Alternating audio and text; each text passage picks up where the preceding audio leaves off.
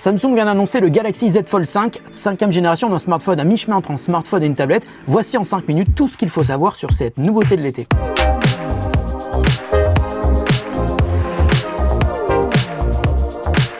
Salut à tous et à toutes, c'est Nico, j'espère que vous allez bien. Moi, ça va super bien comme d'habitude. Il y a quelques jours, on a été invité en Corée.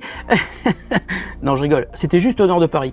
Donc on a été faire un tour chez Samsung pour découvrir plusieurs nouveautés en avant-première avant que l'Unpacked de Samsung présente ses nouveautés au grand public. Des nouveautés qui sont donc annoncées lors de l'Unpacked de cet été et qui chaque année a lieu de plus en plus tôt. On a découvert des montres, des tablettes et des smartphones au format atypique comme nous y habituait Samsung depuis quelques années. Alors le modèle le plus emblématique parmi ces nouveautés, c'est le Galaxy Z Fold 5. Le Galaxy Z Fold, c'est donc le smartphone mutant, le Transformer, qui passe du format smartphone un peu épais au format tablette, mais plutôt mini tablette. Et au fur et à mesure des versions, le Z Fold s'améliore en corrigeant à la fois les erreurs de design et en proposant toujours plus de fonctionnalités adaptées à son format bien spécifique. Donc cette année, le Z Fold 5 est logiquement plus compact et plus léger que le modèle de l'an dernier. Il ne pèse que 253 grammes et il perd 2 mm d'épaisseur. Et ce qu'on remarque surtout, c'est le système de charnière qui a été complètement revu. Quand il est plié, le Z Fold 5 est désormais totalement plat. Les poussières ne peuvent plus entrer entre les deux écrans, entre lesquels il n'y a donc plus de vide. Et malgré la présence de cette charnière en format goutte d'eau, ça c'est nouveau, le Z Fold 5 est aussi certifié IPX8.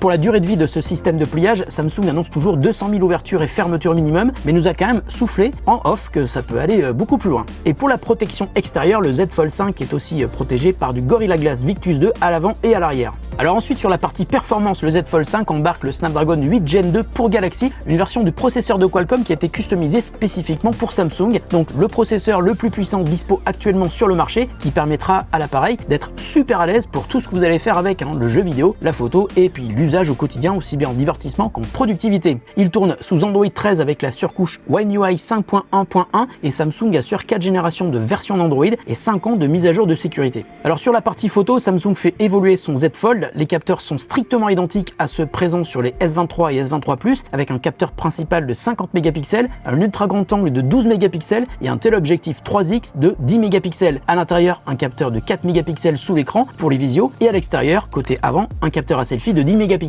Et puisque le Z Fold est un Z Fold, on a donc droit à des petites fonctionnalités très cool comme l'aperçu des photos et des vidéos des capteurs avant et arrière sur l'écran opposé, super pratique si vous vous filmez ou photographiez tout seul. Quand il est en mode tablette, on peut avoir jusqu'à 3 applis ouvertes en même temps. La nouvelle barre des tâches apparue l'an dernier a encore été améliorée. On peut ouvrir jusqu'à 4 applications récentes depuis cette barre des tâches située au bas de l'écran. Et là, on se croit vraiment sur un ordi. On peut aussi effectuer beaucoup de tâches en utilisant des gestes à un ou plusieurs doigts, comme la sélection ou le copier-coller. Le fait de pouvoir effectuer des tâches avec l'écran splitté en deux, c'est très pratique et ça se fait aussi bien avec une séparation verticale qu'une séparation horizontale. En fait, quelle que soit la manière dont vous utilisez le Z Fold 5, l'OS s'adapte et vous propose des usages différents, très utiles aussi bien en productivité qu'en mode divertissement. Et puis, autre changement, pour le Z Fold 5, un nouveau S Pen est disponible. Alors attention, il n'est pas vendu avec le Z Fold 5, il est commercialisé seul ou avec une coque dans laquelle on peut d'ailleurs ranger le S Pen et qui ne dépassera pas de la coque. Chouette idée de design. Et puis ce nouveau S Pen est 41% plus petit que le précédent et vous permettra donc de dessiner, d'écrire et d'effectuer des gestes à distance avec le Z Fold 5, un véritable outil de productivité pour vous croire presque sur un mini ordinateur plutôt que sur un smartphone. Franchement, si vous achetez le Z Fold 5, prenez impérativement le S Pen.